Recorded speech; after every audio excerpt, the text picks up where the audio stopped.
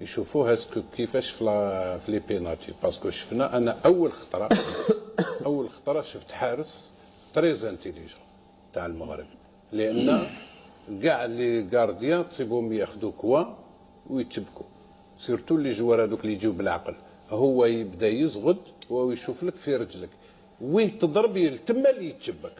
سي لا بريمير فوا، وهذه لو كان يديروها بوكو دو غارديان يجبدوا بوكو دو بينالتي. نجيك على انريكي، قال لهم انا المسؤول الاول لانني انا من اخترت المسددين الثلاث. لا لا سامح لي قبل ما تكمل. نعم هذه سي فاسيل، انا المسؤول الاول، لكن تحدث ايضا عن الاستقاله. تحدث عن الاستقاله وقال لو يعود الامر لي ساستمر مدى الحياه في منتخب اسبانيا، لكن ساختار الافضل لي ولبلدي اسبانيا ايضا. ذلك الاسبوع المقبل ساتحدث عن موضوع رحيلي من المنتخب الاسباني، رغم انه اللاعبين في تصريحاتهم يقولوا، خاصه فيران توريس اللي كان خرج بتصريح علني وقال نحن مع لويس انريكي الى الموت، لكن لا اعتقد بان المنتخب الاسباني حتى الاتحاديه الاسبانيه بقياده روبياليس ستجدد ثقتها في لويس انريكي. اسمح لي انا كي نقول لك واجب عليه يحط لا ديميسيون، ça veut pas dire que c'est pas un bon entraîneur. Non, au contraire, il a rajeuni l'équipe. C'est une équipe le mondial prochain. Ils ont barqué aligné quelques joueurs certains postes, mais les joueurs gars c'est des jeunes. Donc هذوما من كوب دوروب المونديال جاي تكون راهي دوكا راهي واجده، تكون واجده. il a fait du bon travail كيفاش وجد ليك كيفاش غيرها وكذا، ولكن المنطق الضمير ولا ديونتولوجي تقول يحط لا ديميسيون. لي سي زونترينور كاع حطوا لي ديميسيون تاعهم، كاع عندهم المنطق وعندهم ضمير، يخموا على لا كارير تاعهم ويخموا على بلادهم. تاع الصح يخموا على بلاد. يحط دوكا لي جوار يقول لك احنا ماذا بينا ما ديميسيونيش، خاطر شافوا بلي لا في دي بون بولو. بصح انا مانيش نتكلم على الخدمه، يعني نتكلم اي واحد كي تيليمينا يحط لا ديميسيون. علاش حطوها تاع المكسيك؟ علاش حطوها تاع لا بلجيك وزيد كاع تاع اسمه كيروش حط لا ديميسيون. حطوا علاش؟ سي با دي بون زونترينور، اودو استقال من كاع سي دي بون زونترينور، ولكن كي تخسر تحط لا ديميسيون. هذا ما كان. دوك هو جو سوي سير كو يفا ريفليشير 99% حط لا ديميسيون، وانا سوي با بور يروحها باسكو لا في دي بولو لافنير نو ديرا. نعم. قبل ان نعود اليك عبد الكريم بيرة، نتابع ركله الجزاء الاخيره وكذا فرحه لاعبي المنتخب المغربي بعد ان سجل حكيمي، وباي طريقه؟ بطريقه بانينكا. يعني قمه الادلال الكروي انك حارسك يتصدر 3 ركلات جزاء ولاعبك الرابع يسجل ركله جزاء على طريقه بانينكا. ونتابع ايضا هذه الصوره التكتيكيه لعبد الكريم بيلا، سي لو ميد بلوك، يعني المسافه اللي لعب فيها الدفاع ولا البلوك تاع المنتخب المغربي في يعني متوسط اللقاء. يعني نشاهدوا أن المنتخب المغربي عرض البلوك 41 متر، عفوا عرض البلوك 23 متر، طول البلوك 23 متر وعرضه 41 متر. غلق على منتخب اسبانيا. لما تشاهد هذه الصوره عبد الكريم بيرة، غلق على المنتخب الاسباني بهذا البلوك كل منافذ نحو مرمى ياسين. انت جريتني باش نتكلم لك واحد الكلام. يعني المدربين لي بلوك ايكيب كان بليزيور تيب دو بلوك ايكيب. اليوم زمان كانوا يهضروا على البلوك با ميديوم او، اليوم كان اكثر.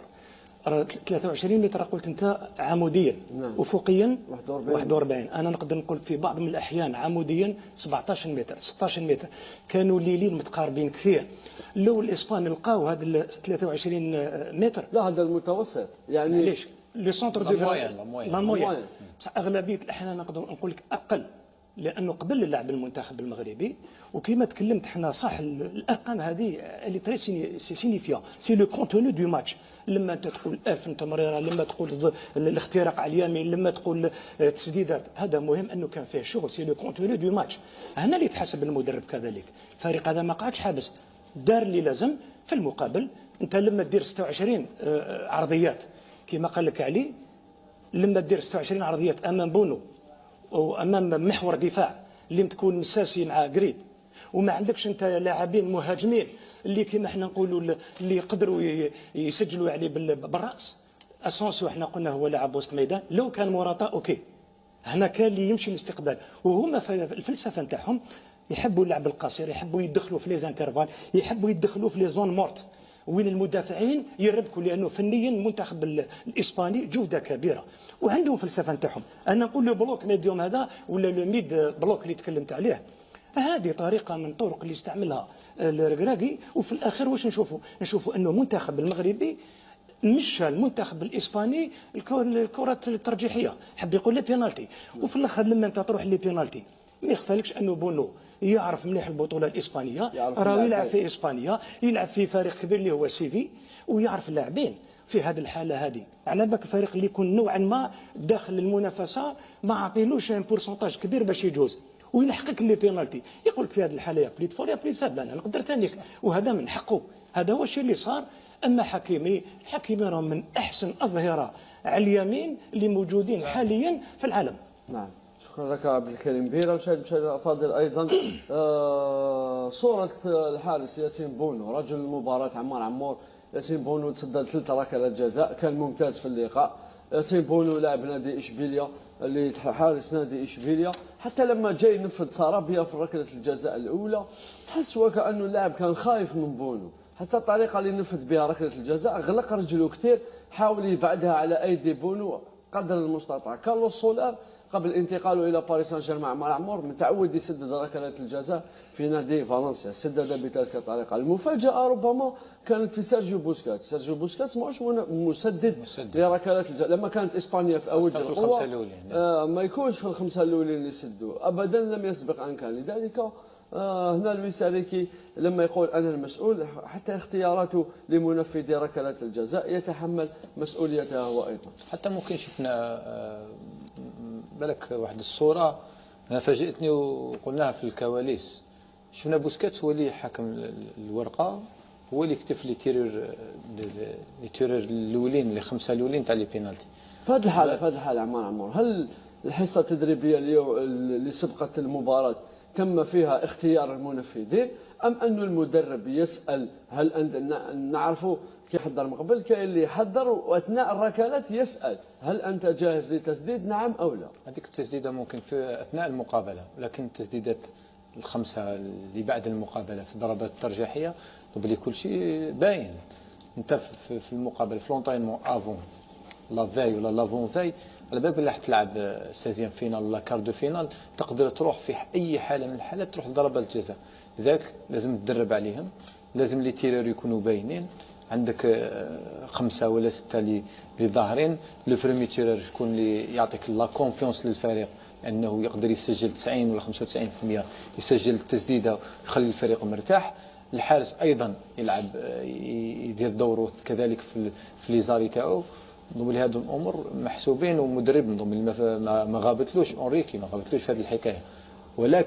ولكن نقول بالك عدم استيعاب اللاعبين تاع اسبانيا انهم وصلوا لضربات الجزاء خلاهم يفقدوا شويه ثقه خاصه في ضربات الجزاء، بينما بالعكس لاعبين المنتخب المغربي لما وصلوا ضربات الجزاء ولا عندهم تركيز اكثر ولا عندهم ثقه اكثر.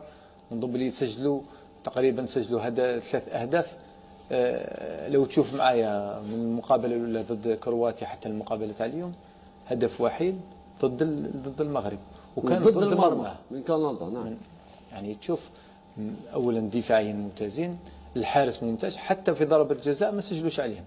لذلك نظن لي فريق جيد جدا، ونروحوا ونعاودوا نحلوا كل شيء، ولكن لازم المدرب كذلك نعطي له حق. اليوم اول مره تلعب 4-1 بطريقه دفاعيه اكثر من رائعه، دافع بفلسفه تاعك ضد فلسفه اللي انت قريتها مليح. بيرا قال لك ليلين هبطوا حتى للساز، ممكن بالك اقل، لانهم عندك دو ريلير اللي عندهم مشكل تاع الكاسيليلين، سي غافي وبيدري اللي شفناها في برشلونه، شفناهم ما يقدروش يكاسوا ليلين، يلعبوا على لا بوزيسيون، يلعبوا باش ياليمونتيو لي زيلي ولا لاطاكون تاع برشلونه، وهذه هي القوه تاعهم، تاع باش يديروا ان رول باش يكاسيو ليلين 2 دريبل 3 دريبل باس في الانترفال ولا باس او بروفوندور. دونك مازال ما وصلوش للمستوى هذاك، شفناها مع برشلونه بالك المشكل هذا كان كاين، ومع اسبانيا كذلك شفناهم اليوم لما حتى المستوى يطلع شويه. نعم شكرا.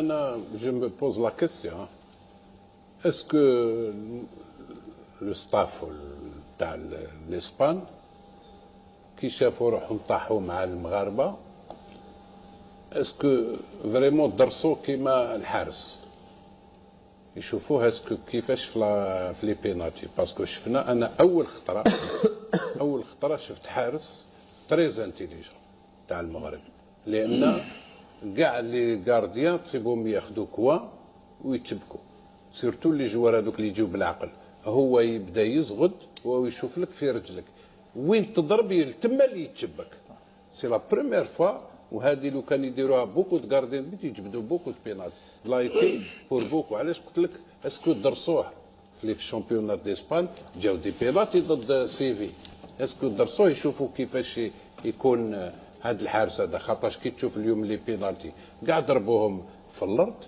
ابار شكون اللي ماركا ما ماركا حتى واحد ثلاثه ضيعوهم في ثلاثه كاع ما ضربوهم في دون دي زوندروا اللي تقول مع بالعاني صرابيا الاولى اللي مشات القائم. هذا شوف لو بروميي تير تاع هذاك صرابيا هو اللي دخلهم الخوف كاع لو كان دخلت هذيك ممكن تعاود الامور تغير مي هذاك راه ولا دخل الشكل المغاربه ولاو يجيو عرفوا كيفاش يتيروا لي بينالتي تاعهم دونك انا جو بونس كو على حساب توت موديستي نظن انريكي غلط شويه في كارباخال وفي اسانسيو كوتي دروا غلط كان في ان جوار اللي انا ولو يلعب مليح بالون يلعب نقولوا مليح مي انا عمرو بكل صراحه ما قنعنيش فيران توريس ما قنعنيش كل ما نشوفه ما يقنعنيش مي يفي دي شوز ما يماركيش يفي دي شوز كونترير في يعطي لك يضرب في يعطي دريبلي باسي في دي شوز ويلي توجور مانتوني ما جي با كومبري علاش. زيد نعطيك علي بن شيخ نقعد معك ونعطيك تصريح وليد الركراكي سئل هل يحلم بالمونديال قال لهم علاش ما نحلمش عنده الحق وان شاء الله نوصل. لا والحلم حق مشروع في هذه الحاله هذه. انت نحيت الفريق الكرواتي وقفت معاه ند لند نحيت بلجيكا اللي كاين لاعبين يعني لما تكلم على دو براون داروا خطه اللي خلاتهم في الاخر كسبوا. كندا عرفوا كيفاش يمشيوا المباراه حتى وكانوا فايزين وعرفوا كيفاش يستغلوا الهفوات اللي كانت في الدفاع كندا وكندا ابانت على يعني ايجابيات كثيره وزيد اليوم عرف كيفاش يتعامل مع المباراه. انا باش نزيد ندعم الكلام تاع خويا علي اليوم لا دون على لي فلان اولمو سي ان درواتي طوريس سي ان درواتي سي با ان غوشي لما دير اسونسيو ما ديناتوراليزيش لو جوار بارابور لو بوست دو جو تاع الكلوب ودير لا كونيكسيون هذيك بين دو جوار اللي يلعبوا في لو ميم كلوب حب يقول كاينه اون بون كونيكسيون دونك في لي ديدوبلومون ولا في لي زاتال اون بروفوندور هذاك هو الشيء اللي كان ناقص. علاش هذاك الشيء ناقص؟ زيد بونو هدايا يا 26 تير على بالك واش بليتو 16 13 تير. بونو سي لو تيب اللي سور لا لين il est excellent الكاباري تاعو يبوزيسيوني روحو مليح اي بي يونتيسيبي صعيب باش تماركيلو. حب يقول انا نقول في بعض من الاحيان ما بالنسبه لو ستاف تكنيك تاع الاسبان في لي بينالتي على بالك اليوم كاين لو شارجي لا فيديو ويبحثوا لما يعرفوا باللي قادرين يوصلوا لي بينالتي شكون اللي دابيتود يتيري لي بينالتي درواتي غوشي دابيتود يحطها دروات ميم لو غارديان دو بيت عنده اون ايدي على الادفيرسير نتاعو. انا نقول لي زيسبانيول ما كانوش دارين هذا السيناريو انه يروحوا حتى لو تروازيام ميطون ولا لا كاتريام ميطون. زادوا كي يدخلوا لي بينالتي لو بروميي تيرور اللي امبورطون ولو بروميي تيرور انا نقدر نقول لك هو اللي زاد نقص من المعنويات تاع المنتخب الاسباني وشفنا مع داك الشيء اللي صار. نعم شكرا لكم محللين الافاضل. اذا كان هذا مشاهدينا الافاضل تحليل مباراه المغرب اسبانيا تاهل المنتخب المغربي الى الدور الربع النهائي للمره الاولى في تاريخه وللمره الرابعه في تاريخ الكره الافريقيه قبل